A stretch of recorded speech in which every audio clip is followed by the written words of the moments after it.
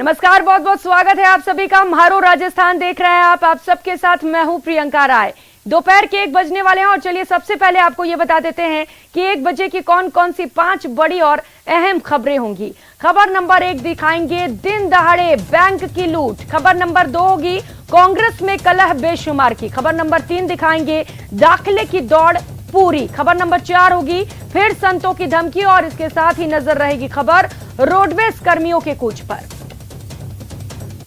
और बुलेटिन की शुरुआत बड़ी खबर से करेंगे। दिन दहाड़े बैंक की लूट की गई है। पाली के सोजत में बैंक से 3 लाख रुपए लूट लिए गए हैं। एसबीआई बैंक में पिस्टल की नोक पर इस लूट की वारदात को अंजाम दिया गया है। हेलमेट पहनकर ये लुटेरे आए थे। वारदात सीसीटीवी कैमरे में कैद हो गई है। सोजत शिवपुरा थाना इलाके के जार्डन एसबीआई बैंक की यह घटना है। तो सीसीटीवी फुटेज सामने आए, तस्वीरें आपको दिखा रहे हैं। लुटेरे हेलमेट पहनकर बैंक में घुसे और यहां पर हथियार के बल पर 3 लाख रुपए लूटे गए हैं। तो फिलहाल पुलिस अब मामले की जांच में है। ये लुटेरे कौन है इसकी लगातार तलाश की जा रही है। श्याम चौधरी हमारे साथ जुड़ चुके हैं। श्याम, एक बार फिर से सुरक्षा को लेकर सवाल खड़े हुए हैं। क्या वहां पर बाहर कोई भी सिक्योरिटी में नहीं था जो इस तरीके से दिन दहाड़े लूट की गई है? जी बिल्कुल, सुरक्षा को लेकर एसबीआई बैंकों की सुरक्षा को लेकर लगातार ये सवाल उठ रहे हैं। ये वाजिब भी है। आज भी जिस बैंक में ये लूट की वारदात हुई है उसमें किसी प्रकार का कोई सिक्योरिटी गार्ड खड़ा नहीं था। बताया जा रहा है एक बाइक पर 2 सवार होकर 2 लोग आए थे, हेलमेट पहनकर आए थे और वो सीधा बैंक में घुस गए और दोनों ने बंदूक की नोक पर बैंक के कैशियर के पास पड़े एक बैग में रुपए भरे थे। 3 लाख के करीब जो रुपए थे वो लूट कर भाग गए थे। हालांकि पुलिस को सूचना मिलने पर जार्डन चौकी प्रभारी किशन कुड़ी, शिवपुरा थाना प्रभारी महेश गोयल व सोजत सीओ भी मौके पर पहुंचे और पूरे शहर आसपास के क्षेत्रों में नाकाबंदी कराने के साथ ही पूरे जिले भर में नाकाबंदी करवाई गई है। आरोपियों की तलाश की जा रही है। सीसीटीवी फुटेज के आधार पर आरोपियों की पहचान भी करने का प्रयास किया जा रहा है। लेकिन सबसे बड़ी बात है, आरोपियों ने जो हेलमेट पहन कर आए थे उसकी वजह से उनकी अभी तक किसी तरह की कोई पहचान नहीं हुई है। पुलिस लगातार आरोपियों की तलाश में जुटी हुई है। जी बिल्कुल श्याम, तस्वीरें भी हम देख पा रहे हैं किस तरीके से शातिर अंदाज में यहाँ पर लूट की गई है। हेलमेट पहनकर लुटेरे यहाँ पर आए हुए हैं। लेकिन सवाल तो यही है, अब तो पुलिस मामले की जांच में जुटी हुई है, लेकिन सुरक्षा को लेकर क्या अभी से लेकर कोई कार्रवाई की जाएगी? वहां पर कोई सुरक्षा गार्ड वहां पर तैनात किया जाएगा? जी, एसबीआई बैंकों व एसबीआई एटीएम को लेकर लगातार पुलिस की और भी एसबीआई प्रबंधन से बात की जाती रही है समय समय पर। लेकिन हालांकि बैंकों में तो कई जगह पर गार्ड लगाए गए हैं, लेकिन एटीएम पर आज भी किसी प्रकार से कोई गार्ड नहीं होने की वजह से ये साथी लुटेरे दिन दहाड़े इस तरह की वारदात देने में सफल हो जाते हैं। पुलिस फिलहाल इस पूरे मामले की जांच कर रही है और आरोपियों की तलाश में नाकेबंदी कर रही है। फिलहाल जो सुरक्षा को लेकर है इसके बारे में बाद में पुलिस की ओर से बाद में बात की जाएगी। लेकिन अभी फिलहाल पुलिस की पहली प्राथमिकता है कि जो नकाबपोश आरोपी आए हैं उनकी तलाश करें और उनको शीघ्र पकड़ा जाए। बिल्कुल श्याम, ये जो बैंक है उसके बाहर भी कुछ सीसीटीवी मौजूद होंगे वहां पर। क्या वहां पर कुछ तस्वीरें कैद हो पाई हैं इन बदमाशों की? किस गाड़ी से आए थे, उस गाड़ी का नंबर ट्रेस हो पाया हो, इसे लेकर कोई जानकारी? जी बिल्कुल, बैंक के बाहर भी सीसीटीवी कैमरे लगे हुए हैं जिसके आधार पर भी पुलिस तलाश कर रही है। फिलहाल पुलिस उसके साथ जो बाजार में अन्य जगह भी जो कैमरे लगे हैं उनके भी फुटेज लिए जा रहे हैं। साथ ही नाकाबंदी भी की गई है, उसके आधार पर भी इनकी तलाश की जा रही है। लेकिन ये घटना अभी हाल ही कुछ समय पूर्व की है जिसकी वजह से अभी इस मामले में पूरी तरह से पुलिस कुछ भी बताने से इनकार कर रही है। पुलिस एक ही बात कह रही है, बार बार एक ही बात कह रही है कि आरोपियों को तलाश की जा रही है, शीघ्र आरोपी शीघ्र में होंगे। श्याम, पुलिस तो कह रही है आरोपियों की तलाश की जा रही है, लेकिन इसे लेकर क्या कोई जांच कमेटी का गठन किया गया है? कौन कौन सी पुलिस लगी हुई है? कहां कहां के सीसीटीवी फुटेज खंगाले गए हैं? और क्या अब तक ये भी पता चल पाया है कि ये जो बदमाश है वो आए कैसे थे? 2 व्हीलर से आए थे, 4 व्हीलर से आए थे या पैदल ही बैंक लूटने चले आए थे ये? जी बिल्कुल, ये दोनों लुटेरे थे जो एक बाइक पर सवार होकर आए थे और इन आरोपियों की तलाश को लेकर शिवपुरा थाना पुलिस के साथ ही सोजत व्रत की पुलिसों को भी अलर्ट किया गया है जो इन आरोपियों की तलाश कर रही है। वहीं पाली शहर की सदर थाना पुलिस को भी अलर्ट किया है कि उन रास्तों से कहीं इस तरीके के जो आरोपी है जो फुटेज में आए हैं वो लोग दिखे तो उन्हें तुरंत प्रभाव से गिरफ्तार किया जाए। जी ठीक है श्याम, आप नजर बनाए रखिएगा। बहुत शुक्रिया आपका इन तमाम जानकारियों के लिए। और बड़ी खबर दौसा से है। मंडावरी डकैती मामले में बड़ा खुलासा हुआ है। पुलिस ने 5 आरोपियों को गिरफ्तार कर लिया है। मोगिया गैंग के 5 आरोपियों की गिरफ्तारी की गई है। श्योपुर एमपी और बगराना जयपुर से ये पांचों दबोचे गए हैं। वारदात में शामिल अन्य आरोपियों की तलाश जारी है। 29 अक्टूबर की रात मंत्री परसादी लाल मीणा के गांव में डकैती हुई थी। एसपी संजीव नैन ने इस पूरे मामले पर खुलासा कर दिया है।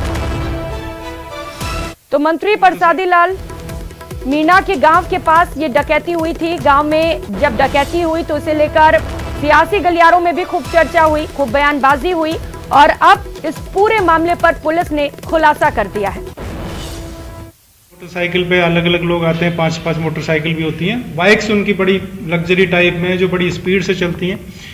4-5 किलोमीटर दूर अपनी बाइक्स खड़ी करते हैं, 1-2 लोग उस पर रुक जाते हैं, बाकी लोग पैदल घटनास्थल जहां उनको वारदात करनी वहां जाते हैं।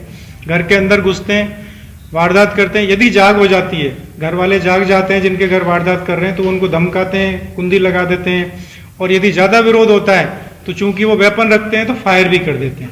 तो इस तरह की वारदातों को अंजाम दिया है। हमने 5 लोग अरेस्ट कर लिए। बाकी लोगों के लिए हमने जिले में विभिन्न जगह दबिश दी है। और दौसा से सहयोगी आशीष शर्मा इस वक्त हमारे साथ जुड़ चुके हैं। आशीष, बड़ी सफलता मिली है मामले में पुलिस को और 5 आरोपियों की गिरफ्तारी कर ली गई है। कौन है ये आरोपी, कहां से आए थे, पूरी जानकारी दीजिएगा इसे लेकर। एक बड़ा मामला था और दौसा पुलिस ने इसको चुनौती के रूप में लिया था। करीब 75 से 100 पुलिस कर्मियों की एक टीम बनाई थी, अलग अलग जगह पर दबिश दी जा रही थी। और ये मोगिया गैंग है जो पहले यूपी में रहती थी और उसके बाद में पिछले कुछ वर्षों से मध्य प्रदेश के श्योपुर में रह रही थी और इन्होंने अब नया ठिकाना जयपुर के बगराना के पास बनाया था और ये आसपास में इस तरह की घटनाओं को अंजाम देते थे। इन्होंने चिकित्सा मंत्री परसादी लाल मीणा के गाँव मंडावरी में 29 अक्टूबर की रात को डकैती और फायरिंग की वारदात को अंजाम दिया था। 4 लोगों को गोली लगी थी उस पूरे घटनाक्रम में और 4 मकानों में उन्होंने डकैती की वारदात को अंजाम दिया था। जिसके बाद मंत्री परसादी लाल मीणा ने भी पुलिस को टास्क दिया था और उसके बाद में पुलिस ने एक्टिव होकर इस पूरे काम किया, क्योंकि ये जो बदमाश थे, जो ये डकैत थे, ये मोबाइल का उपयोग नहीं करते थे। ऐसे में लोकेशन ट्रेस होने वाला सिस्टम नहीं था। ऐसे में पुलिस ने सीसीटीवी और मुखबिरी के माध्यम से करीब 19 से 20 दिन की काफी मेहनत की और उस मेहनत का परिणाम ये रहा कि 5 आरोपियों को पुलिस पकड़ने में सफलता हासिल की है, जिसमें 3 आरोपी श्योपुर से गिरफ्तार हुए हैं और जो 2 आरोपी हैं जिनको बगराना से पकड़ के ले गए हैं और उनको उसके बाद में पूछताछ के बाद में उनको गिरफ्तार कर लिया गया है। आशीष, और जैसा कि आपने बताया कि जो बदमाश हैं वो मोबाइल का इस्तेमाल नहीं करते थे, जिससे कि जो उनका लोकेशन है वो ना ट्रेस होने पाए, लेकिन एक बड़े गैंग का भी खुलासा हुआ है आशीष। और भी लोगों की गिरफ्तारी हो सकती है, गैंग में और भी लोग शामिल होंगे। बिल्कुल निश्चित रूप से जिस दिन ये मंडावरी का घटनाक्रम होता है उस घटनाक्रम में करीब 8 से 10 डकैत शामिल होना बताया जा रहा है, जिसमें 5 आरोपी गिरफ्तार कर लिए हैं। बाकी अन्य जो आरोपी हैं उनकी तलाश की जा रही है और इन जो आरोपियों ने इन्होंने आसपास के राज्यों में वारदात को अंजाम दिया है। ऐसे में ये अंतर्राज्यीय गैंग है और कुछ दिन पहले दौसा के ही धनावड़ गाँव में भी इसी तरह की घटना को अंजाम दिया था। ऐसे में एक शातिर गैंग है और बिल्कुल शातिराना तरीके से पूरी वारदात को अंजाम देती है, जो पुलिस की पकड़ में नहीं आती, ना हाईवे पे चलती है, गाँव ग्रामीण इलाकों के रास्तों का उपयोग करती है, मोबाइल का उपयोग नहीं करती है। ऐसे में पुलिस उनकी लोकेशन भी ट्रेस नहीं कर पाती है, लेकिन जो पेट्रोल पंपों के सीसीटीवी हैं और मुखबिरी है उनके माध्यम से पुलिस इन तक पहुंची है और 5 आरोपियों को गिरफ्तार कर लिया है। बिल्कुल आशीष, और जब 5 आरोपी गिरफ्तार हुए तो उनसे पूछताछ भी की जा रही होगी और भी लूट के खुलासे हो सकते हैं और भी आरोपी पकड़े जा सकते हैं जल्द से जल्द। बिल्कुल निश्चित रूप से, क्योंकि ये एक मोगिया गैंग है, इनके काफी सारे लोग हैं, करीब 15 से 20 लोगों के ये गिरोह है। ऐसे में पुलिस पूरे गिरोह को पकड़ने की कोशिश कर रहे हैं। अभी भी पुलिस की करीब 75 से 100 पुलिसकर्मी अलग अलग जगहों पर अलग अलग राज्यों में दबिश दे रहे हैं ताकि पूरी गैंग पकड़ी जाए, क्योंकि शुरुआत में ये 5 लोग पकड़ में आए हैं और पूरी वारदातों का भी खुलासा हुआ। इन्होंने कौन कौन सी वारदातों को अंजाम दिया, एक आंकड़े के अनुसार करीब 1 दर्जन से अधिक वारदातें ये कबूल सकते हैं, इन्होंने करने की संभावना है। हालांकि पुलिस लगातार पूछताछ कर रही है ताकि अन्य वारदातें भी खुले और अन्य आरोपी भी गिरफ्तार हो। ठीक है आशीष, बहुत शुक्रिया आपका इन तमाम जानकारियों के लिए। और खबर कोटा से है, जहां पर नगर निगम में हंगामा हुआ। बीजेपी पार्षदों ने जोरदार हंगामा किया। बीजेपी की गुटबाजी एक बार फिर से बेनकाब हुई है। कोटा उत्तर के बीजेपी पार्षदों ने जमकर हंगामा किया। कोटा नगर निगम आयुक्त को लिखित शिकायत भी दी गई है। तो नगर निगम में जमकर हंगामा हुआ। तस्वीरें उस दौरान की आपको दिखा रहे हैं। बीजेपी पार्षदों का जोरदार हंगामा देखने को मिला और एक बार फिर से बीजेपी की गुटबाजी भी उजागर हुई है। बता दें, कोटा उत्तर के बीजेपी पार्षदों ने हंगामा किया है और कोटा नगर निगम आयुक्त को लिखित में शिकायत दी गई है।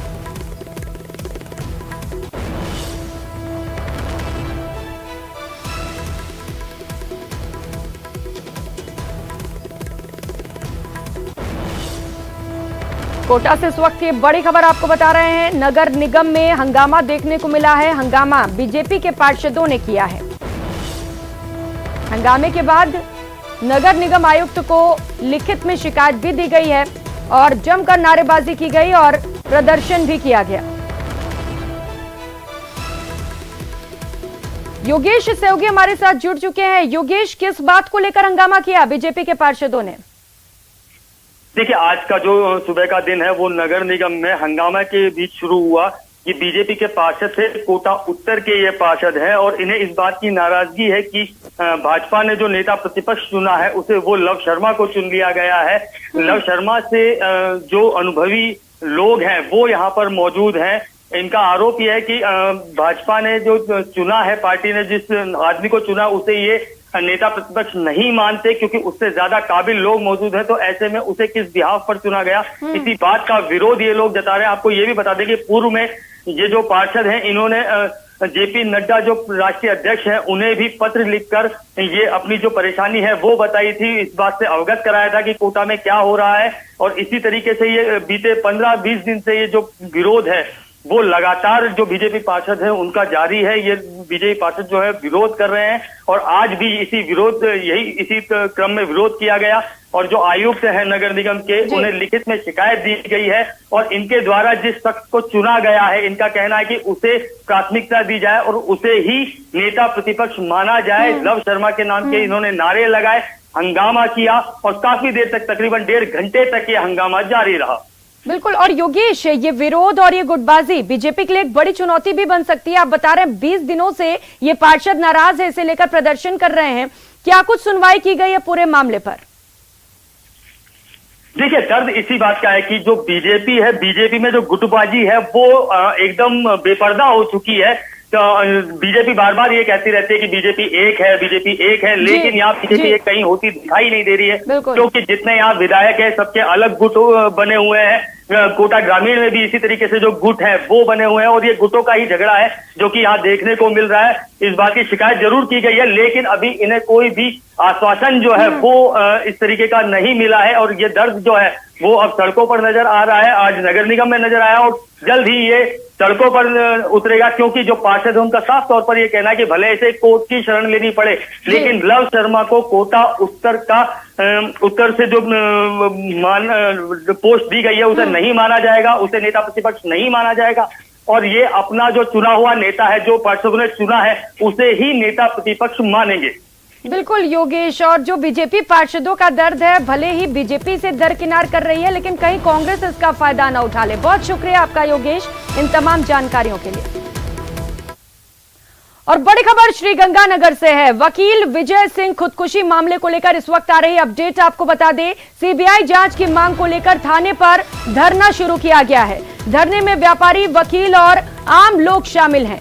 गढ़साना और अनूपगढ़ बार संघ ने भी वर्क सस्पेंड रखा है। शांति व्यवस्था बनाए रखने के लिए पुलिस और प्रशासन पूरी तरह से अलर्ट मोड पर है। तो बता दें, वकील विजय सिंह ने खुदकुशी की थी और उसी मामले को लेकर आज धरना प्रदर्शन किया जा रहा है। श्रीगंगानगर से इस वक्त की खबर आपको दिखा रहे हैं। धरना प्रदर्शन किया जा रहा है और बड़ी संख्या में वकील और आम लोग भी इस प्रदर्शन में शामिल हैं। हालांकि शांति व्यवस्था बनाए रखने के लिए पुलिस बल की भी तैनाती की गई है और प्रशासन इसे लेकर पूरी तरह से अलर्ट मोड पर है। सीबीआई जांच की मांग की जा रही है। लोगों का कहना है कि आत्महत्या को लेकर पूरी जांच की जाए, आत्महत्या क्यों की गई है, और इसी को लेकर व्यापारी और वकील के साथ ही आम लोग भी इस वक्त धरना प्रदर्शन कर रहे हैं। वकील की आत्महत्या मामले पर सीबीआई जांच की मांग की जा रही है। अशोक सेवगी हमारे साथ श्रीगंगानगर से जुड़ चुके हैं। अशोक, क्या कुछ अपडेट वहां से? देखिए प्रियंका, ये श्री गंगानगर के गरसाना का मामला है, जहां के एडवोकेट विजय सिंह जोरड़ के द्वारा 29 अगस्त को पुलिस पर प्रताड़ना के आरोप लगाते हुए अपने ही घर में फांसी का फंदा लगाकर आत्महत्या कर ली गई थी। उसके आत्महत्या के करीब 1.5 महीने बाद जब उनके चैम्बर से एक सुसाइड नोट बरामद हुआ, जिसमें लिखा हुआ था कि पुलिस के अधिकारियों के द्वारा, न केवल स्थानीय पुलिस अधिकारियों के द्वारा बल्कि उच्च अधिकारियों के द्वारा उसे प्रताड़ित किया जा रहा था और इसी प्रताड़ना से तंग होकर उसने फांसी का फंदा लगाकर आत्महत्या कर ली है। काफी हो हल्ला हुआ, स्थानीय लोगों के द्वारा काफी विरोध प्रदर्शन किया गया और आखिरकार पुलिस प्रशासन और स्थानीय प्रशासन के द्वारा मामले की सीबीआई जांच कराने को लेकर सहमति बनी। लेकिन जब जांच सीबीआई के द्वारा ना करवाकर सीआईडी के द्वारा करवाई जा रही है, तो स्थानीय लोगों के साथ साथ जो श्री गंगानगर का अनुगढ़ और गरसाना बार संघ एसोसिएशन है, उसने भी आपत्ति जताते हुए आज गरसाना थाने के बाहर धरना लगा दिया है। वक्त सस्पेंड किया जा रहा है, रखा हुआ है। साथ ही साथ पुलिस और प्रशासन से मांग की जा रही है कि पूरे प्रकरण की सीबीआई से जांच कराई जाए, ताकि आत्महत्या के जो दोषी पुलिस अधिकारी है, जो भी व्यक्ति रहे हैं, उनके खिलाफ कड़ी कानूनी कार्रवाई की जा सके। बिल्कुल अशोक, और सवाल तो यही है ना कि अगर एक वकील ने आत्महत्या की है और कुछ लोगों पर दोष लगाया है, सीबीआई जांच की मांग की जा रही है, तो दिक्कत कहाँ आ रही है? पहले आश्वासन दिया सीबीआई जांच के लिए, अब क्या कह रहे हैं, क्यों नहीं करा रहे हैं सीबीआई जांच? देखिए, पुलिस और प्रशासन का कहना है कि पूरे मामले की जांच सीबीआई स्तर पर भेजी गई थी, लेकिन सीबीआई ने इस जांच को एक्सेप्ट करने के लिए डिनाई कर दिया और सीआईडी सीबी के द्वारा फिलहाल इसकी जांच कराई जा रही है। पुलिस प्रशासन का भी ये भी मानना है कि इस मामले को लेकर किसी भी तरह की कोई कोताही नहीं बरती जा रही है, निष्पक्ष रूप से कार्रवाई की जा रही है। लेकिन जो श्री गंगानगर का गरसाना और अनुगढ़ बार संघ है, साथ ही साथ वहाँ का जो संयुक्त व्यापार मंडल है, वो सीबीआई जांच से कम जांच कराने पर बिल्कुल भी तैयार नहीं है। उनका कहना है कि जब तक सीबीआई की जांच नहीं कराई जाएगी, तब तक एडवोकेट विजय सिंह जोरड़ की आत्महत्या के जो असली कारक हैं, असली जिम्मेदार है, उन तक उनका पर्दाफाश नहीं हो पाएगा। जी बिल्कुल, क्योंकि अशोक उन्हें भरोसा नहीं है, उसके नीचे अगर जांच की जाती है तो उस पर आप नजर बना रखिएगा अशोक, क्योंकि धरना प्रदर्शन भी चल रहा है, इसे लेकर अपडेट्स आपसे लेंगे। बहुत शुक्रिया आपका इन तमाम जानकारियों के लिए। और खबर भरतपुर से है, जहां पर व्यापारियों का हल्ला बोल देखने को मिल रहा है। सराय के आगे नाला निर्माण को लेकर विरोध किया जा रहा है, प्रदर्शन किया जा रहा है। व्यापारियों ने मुख्य बाजार को जाम कर दिया है। करीब 50 व्यापारियों ने अपनी अपनी दुकानें भी बंद कर दी हैं। 2 बार व्यापारी बता दें कि इसे लेकर ज्ञापन भी दे चुके हैं। सूचना पर तहसीलदार जेईएन मौके पर पहुंचे हुए हैं। कस्बे के जलेबी चौक के पास सराय का मामला बता रहे हैं आपको। व्यापारियों ने कहा है कि नियमानुसार नाला बनाया जाना चाहिए, तो नाले का निर्माण कराया जा रहा है और लोगों का कहना है कि नियमों को ताक पर रखकर इस नाले का निर्माण किया जा रहा है और यही वजह है कि व्यापारी इसे लेकर आक्रोशित हैं और बड़ी संख्या में व्यापारी सड़कों पर एकत्रित हो गए हैं। इसे लेकर गुस्सा देखने को मिल रहा है। लोगों ने अपने प्रतिष्ठान बंद कर दिए हैं और कहा जा रहा है कि नियमानुसार नाले का निर्माण कराया जाए। तो भरतपुर से ये खबर आपको बता रहे हैं, जहां पर व्यापारियों का हल्ला बोल देखने को मिल रहा है। सराय के आगे नाला निर्माण कराया जा रहा है, जिसे लेकर विरोध प्रदर्शन चल रहा है। व्यापारियों ने मुख्य बाजार को भी जाम कर दिया है। करीब 50 व्यापारियों ने अपनी अपनी दुकानें बंद कर दी हैं और उनका कहना है कि नाले का निर्माण नियमानुसार किया जाए। तो इसे लेकर पहले भी प्रशासन को जानकारी दी गई है, 2 बार ज्ञापन भी सौंप चुके हैं। बावजूद इसके इस पर कोई कार्रवाई नहीं की जा रही है, जिसे लेकर व्यापारी खासा आक्रोशित हैं। आपको बता दें, सूचना मिलने पर इस वक्त तहसीलदार और जेईएन मौके पर पहुंचे हुए हैं और लगातार समझाइश की जा रही है। तस्वीरें आपको टीवी स्क्रीन पर दिखा रहे हैं। प्रशासन के अधिकारी इस वक्त मौके पर पहुंचे हुए हैं और व्यापारियों से समझाइश की जा रही है। और रुक कर लेते हैं अगली खबर का। भरतपुर से बड़ी खबर है, कामा को जिला बनाने की मांग और तेज हो चली है। कामा जिला बनाओ संघर्ष समिति का धरना प्रदर्शन देखने को मिल रहा है। भगवत प्रसाद शर्मा ने आत्मदाह की चेतावनी दे डाली है। जिला बनाओ संघर्ष समिति के संयोजक की ये चेतावनी है। लुक लुक कुंड कामा के महंत ने भी ये चेतावनी जारी की है। गणेश दास ने भी आत्मदाह करने की चेतावनी दी है। कामा को जिला नहीं बनाया गया तो आत्मदाह करेंगे। तो एक बार फिर से कामा को जिला बनाने की मांग पुरजोर तरीके से उठाई जा रही है। इसे लेकर धरना प्रदर्शन किया जा रहा है। भरतपुर से ये तस्वीरें आपको दिखा रहे हैं। कामा जिला बनाओ संघर्ष समिति इसे लेकर सड़कों पर उतर आया है। संघर्ष समिति की ओर से धरना प्रदर्शन किया जा रहा है। और राजसमंद के आमेर से इस वक्त की बड़ी खबर सामने आ रही है। न्यूज 18 राजस्थान की खबर का दमदार असर हुआ है।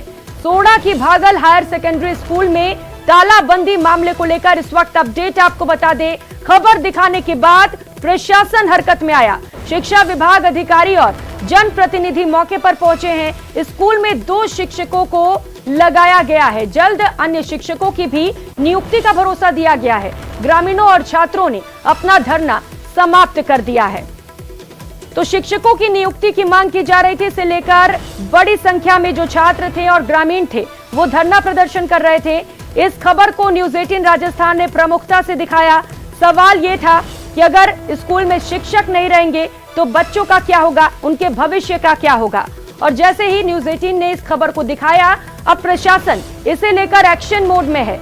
2 शिक्षकों की नियुक्ति कर दी गई है और इसके साथ ही आश्वासन भी दिया गया है कि जल्द ही और भी शिक्षकों की नियुक्ति की जाएगी। अलकेश सहयोगी हमारे साथ जुड़ चुके हैं। अलकेश, एक बार फिर से न्यूज 18 की खबर का दमदार असर, पूरी जानकारी दीजिए इसे लेकर।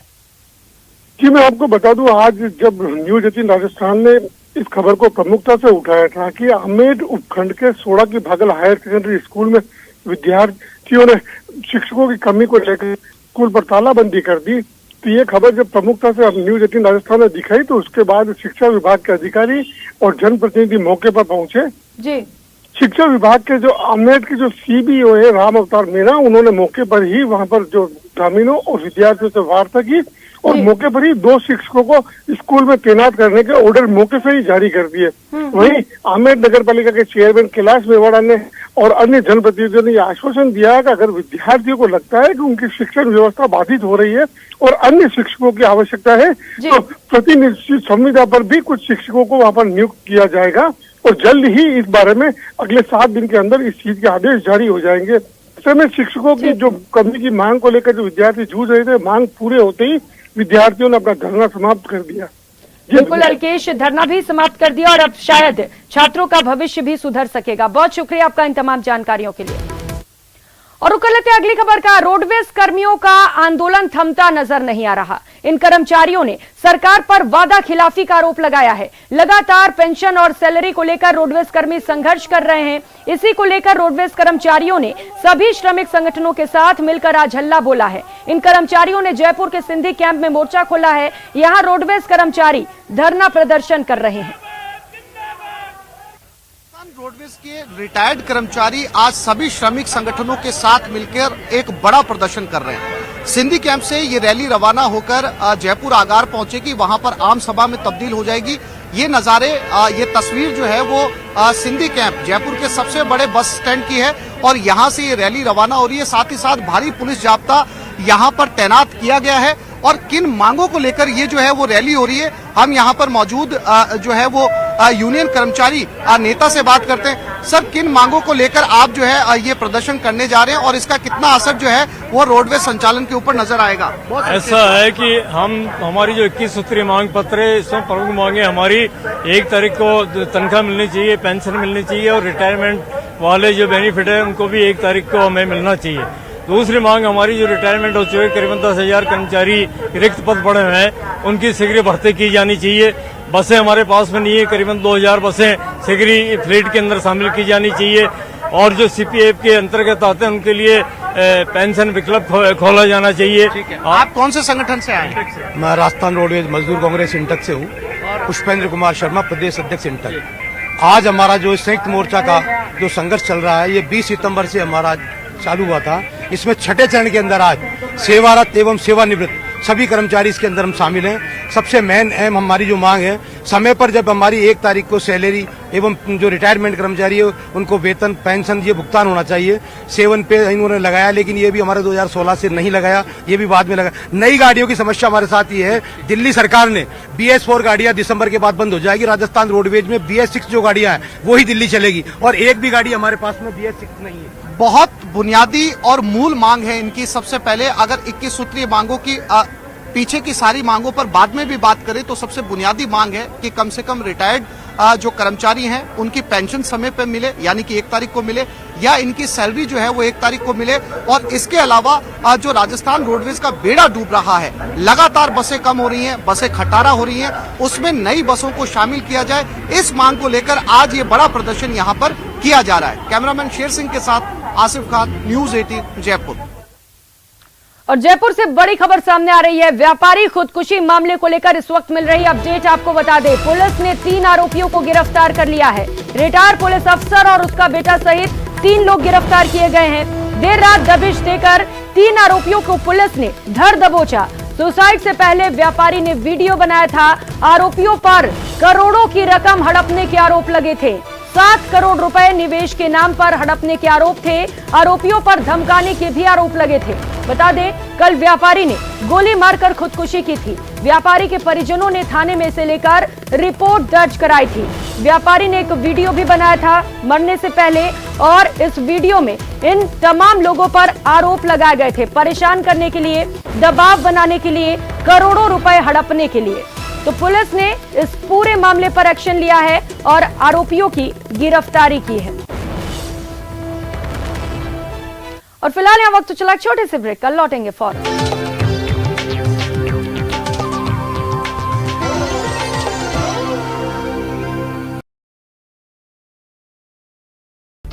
आज दिल्ली और आसपास के शहरों में वायु प्रदूषण बढ़ा है। सुबह के समय दिल्ली में वायु गुणवत्ता खराब श्रेणी में है। इसके साथ ही राजधानी का AQI 249 हुआ।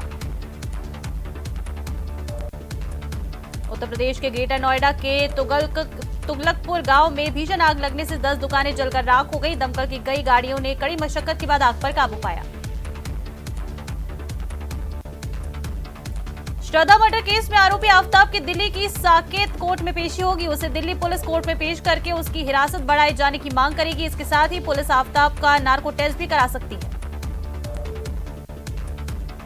भारत के अंतरिक्ष नियामक ने निजी क्षेत्र के पहले रॉकेट विक्रम एस के प्रशिक्षण को मंजूरी दे दी है। इसको इसरो के सतीश धवन केंद्र से कल दिन में 11 से 12 बजे के बीच सब ऑर्बिटल यान विक्रम एस को लॉन्च करेगा।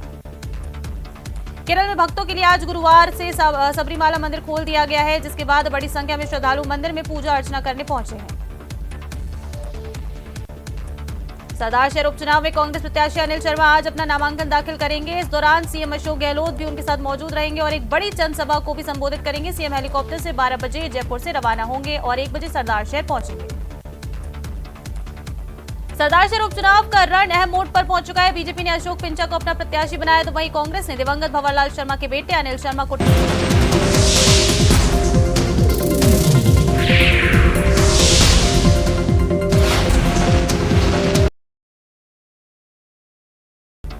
आज दिल्ली और आसपास के शहरों में वायु प्रदूषण बढ़ा है। सुबह के समय दिल्ली में वायु गुणवत्ता खराब श्रेणी में है। इसके साथ ही राजधानी का AQI 249 हुआ। उत्तर प्रदेश के ग्रेटर नोएडा के तुगलकपुर गांव में भीषण आग लगने से 10 दुकानें जलकर राख हो गई। दमकल की कई गाड़ियों ने कड़ी मशक्कत के बाद आग पर काबू पाया। श्रद्धा मर्डर केस में आरोपी आफ्ताब की दिल्ली की साकेत कोर्ट में पेशी होगी। उसे दिल्ली पुलिस कोर्ट में पेश करके उसकी हिरासत बढ़ाए जाने की मांग करेगी। इसके साथ ही पुलिस आफ्ताब का नार्को टेस्ट भी करा सकती है। भारत के अंतरिक्ष नियामक ने निजी क्षेत्र के पहले रॉकेट विक्रम एस के प्रशिक्षण को मंजूरी दे दी है। इसको इसरो के सतीश धवन केंद्र से कल दिन में 11 से 12 बजे के बीच सब ऑर्बिटल यान विक्रम एस को लॉन्च करेगा। केरल में भक्तों के लिए आज गुरुवार से सबरीमाला मंदिर खोल दिया गया है, जिसके बाद बड़ी संख्या में श्रद्धालु मंदिर में पूजा अर्चना करने पहुंचे हैं। सरदार शहर उपचुनाव में कांग्रेस प्रत्याशी अनिल शर्मा आज अपना नामांकन दाखिल करेंगे। इस दौरान सीएम अशोक गहलोत भी उनके साथ मौजूद रहेंगे और एक बड़ी जनसभा को भी संबोधित करेंगे। सीएम हेलीकॉप्टर से 12 बजे जयपुर से रवाना होंगे और 1 बजे सरदार शहर पहुंचेंगे। सरदार शहर उपचुनाव का रण अहम मोड़ पर पहुंच चुका है। बीजेपी ने अशोक पिंचा को अपना प्रत्याशी बनाया, तो वहीं कांग्रेस ने दिवंगत भंवरलाल शर्मा के बेटे अनिल शर्मा को टिकट देकर सहानुभूति का दांव चला है। वहीं आरएलपी ने लालचंद मूंड को अपना प्रत्याशी बनाया। जयपुर में सिंधी कैंप बस अड्डे पर राजस्थान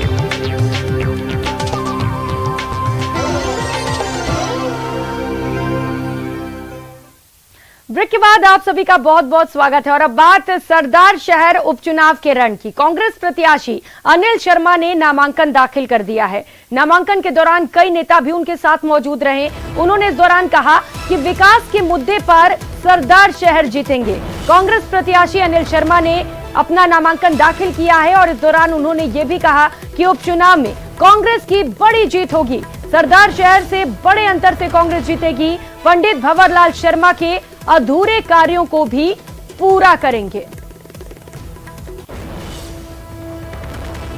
तो आपको बता दें कि दिवंगत भंवरलाल शर्मा के बेटे अनिल शर्मा है, जिनको बतौर प्रत्याशी कांग्रेस ने खड़ा किया है और उन्होंने आज अपना नामांकन दाखिल किया है। निश्चित रूप से हम पंडित जी द्वारा किए गए कार्य जो पिछले सन 1985 से लेके पिछले आम चुनाव तक 7 बार वो यहाँ से क्षेत्र का प्रतिनिधित्व कर चुके हैं और उन्होंने भरपूर विकास के काम इस क्षेत्र में कराए हैं और जनता के दिलों में जगह बनाई है। और माननीय गहलोत जी सरकार ने 4 साल में पिछले जो जनता के हितों के लिए लोक कल्याणकारी कार्य किए हैं, तो निश्चित रूप से पार्टी बड़े अंतर से विजय प्राप्त करेगी।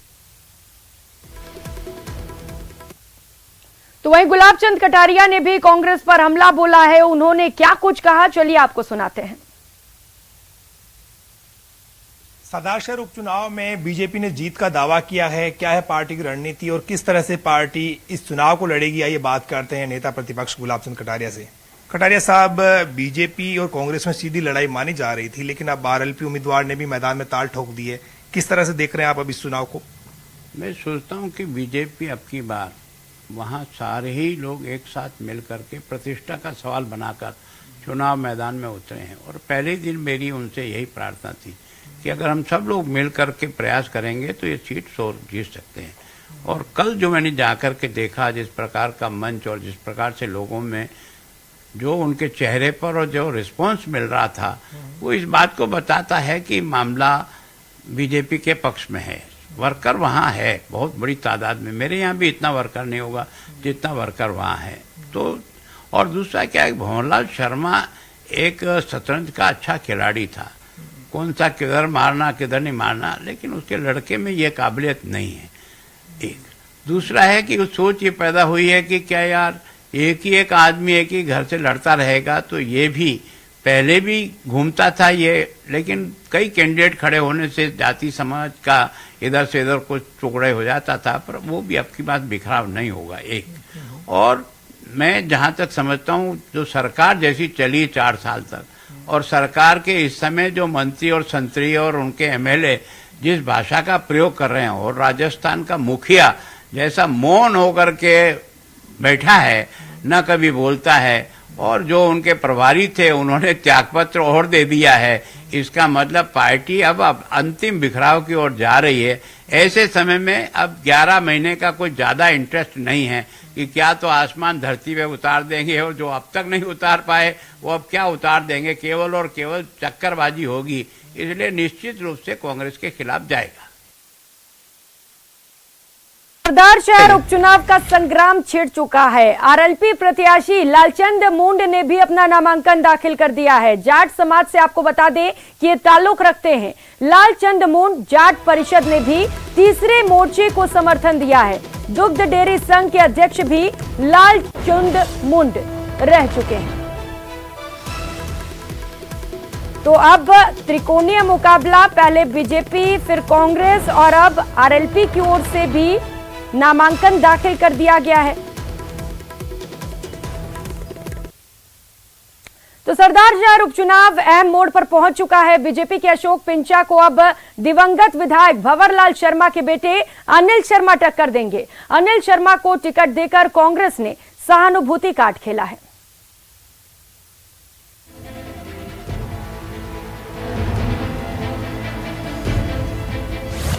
सरदार शहर का संग्राम। विधानसभा चुनाव के करीब 1 साल बचे हैं, लेकिन सरदार शहर को अपना सरदार चुनना है। कांग्रेस के दिग्गज नेता पंडित भंवरलाल शर्मा के निधन के कारण खाली हुई सीट पर कांग्रेस और बीजेपी ने अपने उम्मीदवारों को मैदान में उतार दिया है।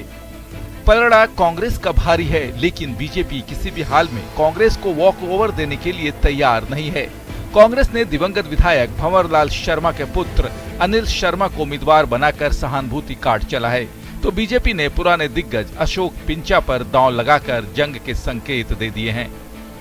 पिंचा ने अपना नामांकन भी दाखिल कर दिया। सबसे बड़ा तो मुद्दा विकास का है। लगातार जो 4 साल में कांग्रेस की सरकार होटलों में पड़ी रही, भ्रष्टाचार का यहाँ अड्डा बना दिया, थाने तहसील बिकने लग गए। विकास के नाम पर अगर मैं एक छोटी सी भी बात करूं तो यहाँ 3000 किसानों ने डिमांड नोटिस भर रखे हैं। 1 से 2 साल हो गए, जबकि सरकार का नियम है कि 90 दिन में विद्युत कनेक्शन देना पड़ता है।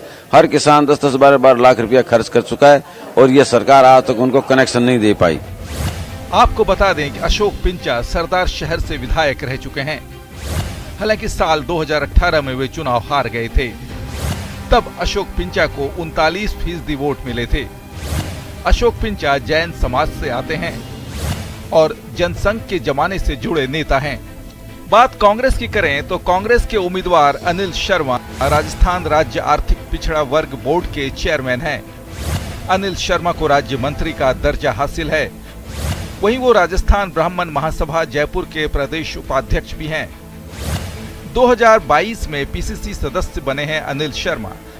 2018 से 2022 तक शहरी नगर निकाय प्रकोष्ठ के प्रदेश उपाध्यक्ष रहे हैं। 1995 से 2000 तक अनिल शर्मा नगर पालिका सरदार शहर के चेयरमैन रहे हैं। सरदार शहर सीट का उपचुनाव इसलिए भी अहम है क्योंकि 2023 की फाइनल जंग से पहले ये सेमीफाइनल है।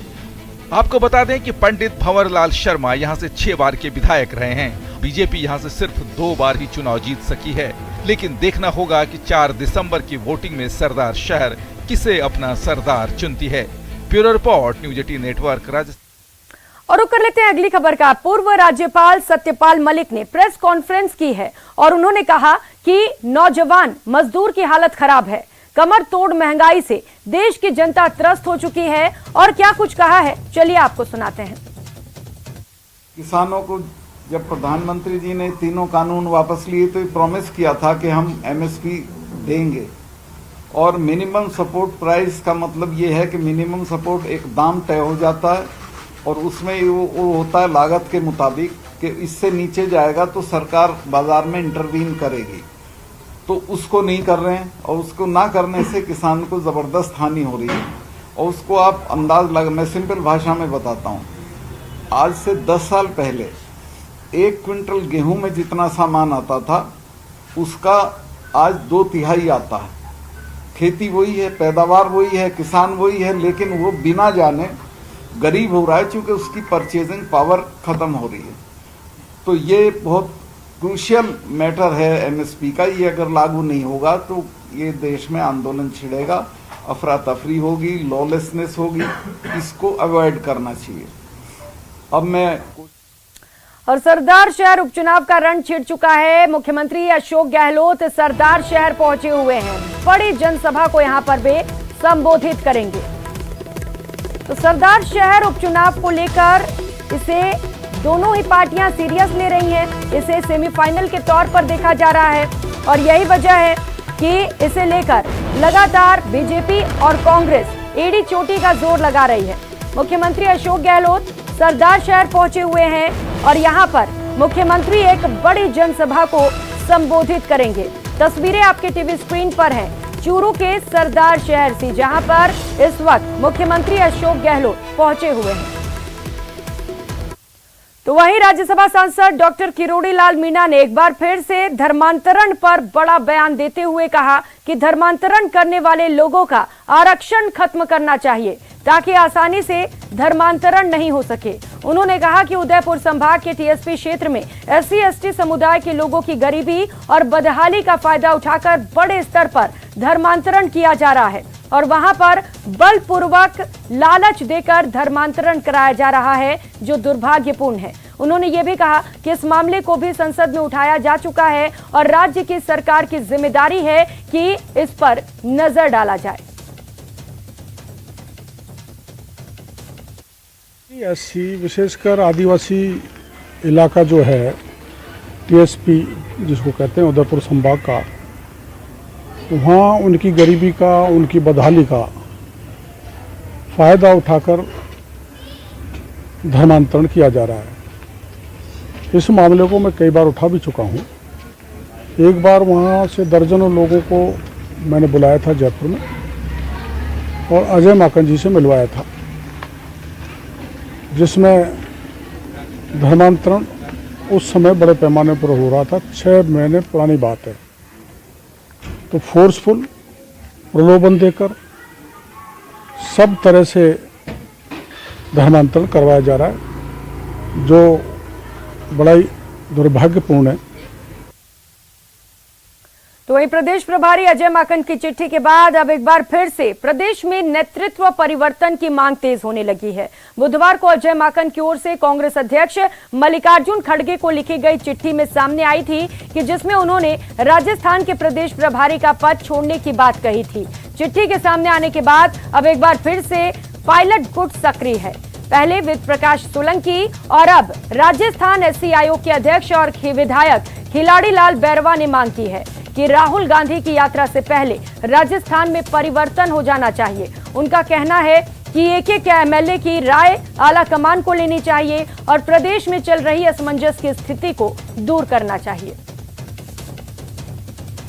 कांग्रेस में एक मजाक सा बन रहा है, समझ में नहीं आ रहा है कि ये स्थिति ऐसी क्यों हो रही है। अरे भाई, जो स्थिति है, आपको जो करना है, 1 साल बाकी है, राज में आना है, जो भी 1 साल के भीतर आपको करना चाहिए वो आप इमीडिएटली राहुल जी की यात्रा से पहले कर दीजिए और एक झटके के हिसाब से बिना चिंता किए आप उन लोगों को जिनको आप चाहते हैं, जो चेंज करना चाहते हैं, आलाकमान जो भी फैसला करे नहीं उसको लाने के लिए उनको इमीडिएटली, क्योंकि ये राहुल जी की यात्रा है, ये गेम चेंजर है राजस्थान का।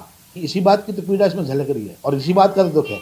आज आम कांग्रेस जन को जो दुख है और तकलीफ है वो एक हमारे जो जनरल सेक्रेटरी इंचार्ज है उनको ये कहना पड़ा, भाई 25 तारीख को आज 51 दिन हो गए, लोग गिन तो सब रहे हैं, लेकिन उन व्यक्तियों को जो कि हमारे आलाकमान कहे जाते हैं उनको भी ये याद दिलाना पड़ा कि 51 दिन तक आज तक कोई कार्रवाई नहीं हुई है और इसलिए पीड़ा को रखते हुए उन्होंने अपने आप को कहा है कि मुझे राजस्थान से बिल्कुल अलग कर दिया जाए, मैं इसमें अपना भागीदारी नहीं निभा पाऊंगा। भाई यही तो रोना है कि विधायक दल की बैठक होनी थी, उसके नतीजे क्या निकले और कैसे हुई, और वो पेंडेंसी जो पड़ी हुई है जिस पे आम कार्यकर्ता और आम नेता असमंजस की स्थिति में, क्या वो असमंजस मिटाना नहीं चाहिए?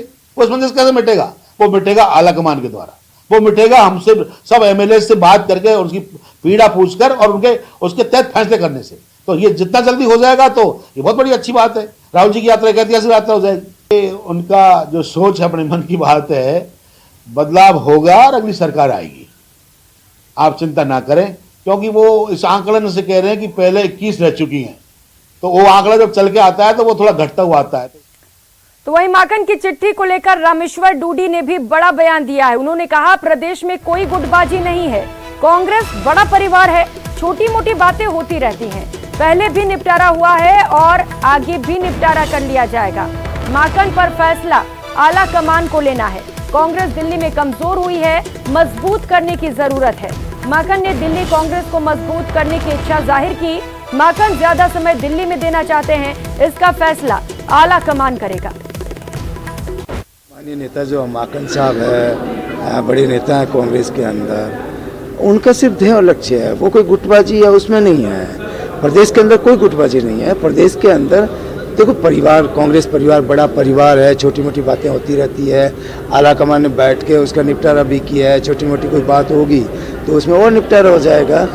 माकन साहब ने जो अपनी इच्छा जाहिर करी है हमारे राष्ट्रीय अध्यक्ष जी के सामने, क्योंकि देश के अंदर यदि कमज़ोर हुई है कांग्रेस पार्टी तो दिल्ली के अंदर हुई है। दिल्ली के अंदर भी मजबूत करने की जरूरत है। माकन साहब हमारे कांग्रेस के बड़े कदावर नेता हैं, अच्छे सोच के धनी हैं, अच्छे विचार के धनी हैं, तो उन्होंने इच्छा जाहिर करी कि हमें दिल्ली के अंदर कांग्रेस को मजबूत करना है, इसलिए ज़्यादा समय दिल्ली में देना चाहते हैं, तो उन्होंने इच्छा जाहिर करी, आगे आला कमान तय करेगा क्या करना। तो वही राज्यसभा सांसद डॉक्टर किरोड़ी लाल मीणा भी गुजरात चुनाव में प्रचार करने जाएंगे। 21 नवंबर से 24 नवंबर तक सांसद किरोड़ी लाल मीणा गुजरात दौरे पर रहेंगे। दौसा में गुजरात चुनाव पर बड़ा बयान देते हुए उन्होंने कहा कि गुजरात में भाजपा की सरकार प्रचंड बहुमत से बनेगी और आम आदमी पार्टी 3 से 4 सीटों पर अटक जाएगी।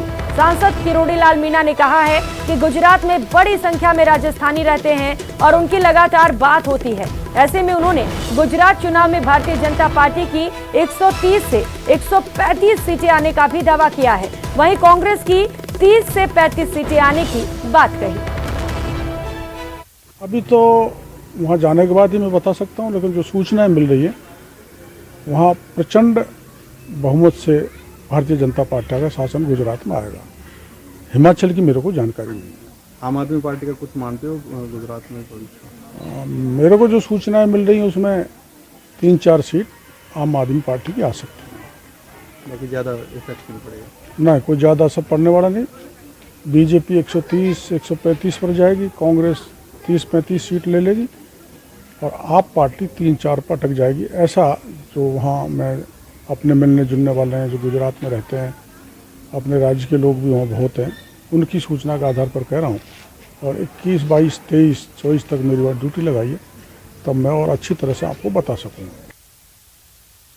और रुक कर लेते हैं अगली खबर का। जयपुर से दिल्ली को जोड़ने वाली और शाहपुरा से गुजर रही 6 लेन रोड का निर्माण अधूरा है, जिसके चलते आए दिन लोग जाम का सामना कर रहे हैं। काफी समय से क्षेत्र के लोगों की मांग है कि शाहपुरा में अधूरा पड़ा फ्लाईओवर जल्द पूरा हो और जयपुर तिराहे पर एक नए फ्लाईओवर का निर्माण हो। निर्माण के लिए सरकार ने राशि भी स्वीकृत कर रखी है, लेकिन पता नहीं काम किस कारण से रुका पड़ा है। कार्य पूरा नहीं होने की वजह से आमजन को काफी परेशानी हो रही है। वहीं जयपुर तिराहे पर रोड क्रॉसिंग और दिल्ली तिराहे पर अधूरे पड़े फ्लाईओवर निर्माण के कारण हाईवे पर जाम लगा रहता है। जाम की वजह से कई हादसे भी हो चुके हैं। वहीं समस्या को लेकर लोगों के द्वारा धरना प्रदर्शन भी किया गया, लेकिन सिर्फ आश्वासन के अलावा कुछ नहीं मिला। आज भी हाईवे की स्थिति जस की तस बनी हुई है। राजमार्ग 48 पर शाहपुरा में अधूरे फ्लाईओवर और जयपुर तिराहे पर आए दिन जाम की समस्या रहती है। काफी समय से क्षेत्रीय लोग ये मांग कर रहे हैं कि जो अधूरा फ्लाईओवर पड़ा है उसको कंप्लीट किया जाए और जयपुर तिराहे पे एक नया फ्लाईओवर बनाया जाए। सरकार ने इसके लिए कुछ राशि भी स्वीकृत की है, लेकिन पता नहीं चल रहा कि किस कारण की वजह से अभी तक जो निर्माणाधीन कंपनी है वो अपना काम शुरू नहीं कर रही।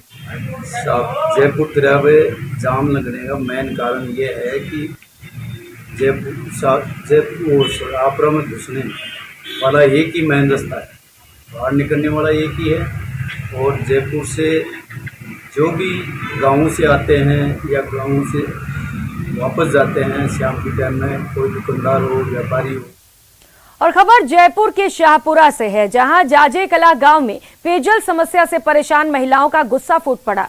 गुस्साई महिलाओं ने ग्राम पंचायत कार्यालय के बाहर जमकर विरोध प्रदर्शन किया। उन्होंने मटके फोड़कर विरोध भी जताया और धरने पर बैठकर प्रशासन के खिलाफ नारेबाजी की। महिलाओं का कहना है कि गांव में करीब 1 माह से नालों में पानी नहीं आ रहा। पेयजल समस्या गहराने से स्थानीय लोगों की दिनचर्या भी प्रभावित हो रही है और लोगों को निजी टैंकरों का सहारा लेना पड़ रहा है। शाहपुरा के निकट जाजे कला गांव में पेयजल समस्या से लोग त्रस्त हैं।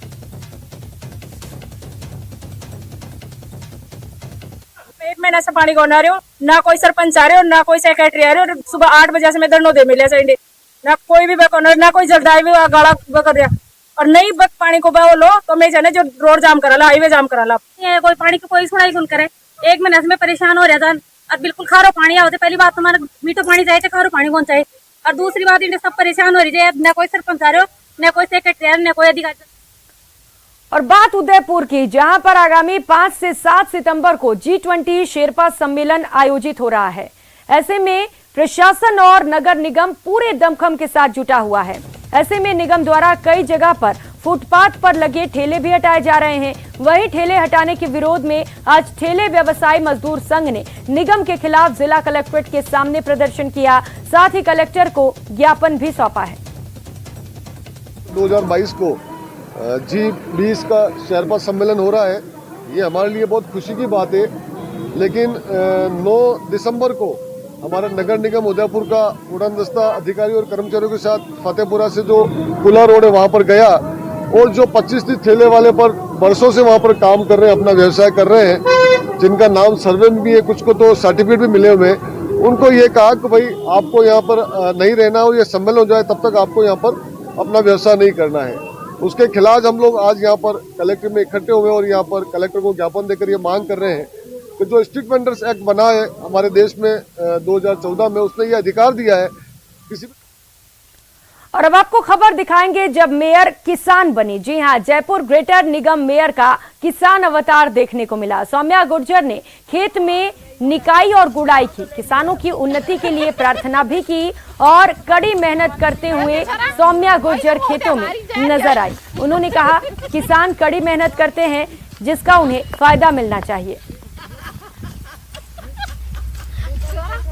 तो मेयर सौम्या गुर्जर का अनोखा अंदाज देखने को मिला और खेतों में किसानी करती हुई सौम्या गुर्जर नजर आई। ये तस्वीरें आपको टीवी स्क्रीन पर दिखा रहे हैं और इसके साथ ही उन्होंने किसानों की उन्नति के लिए भी भगवान से प्रार्थना की है।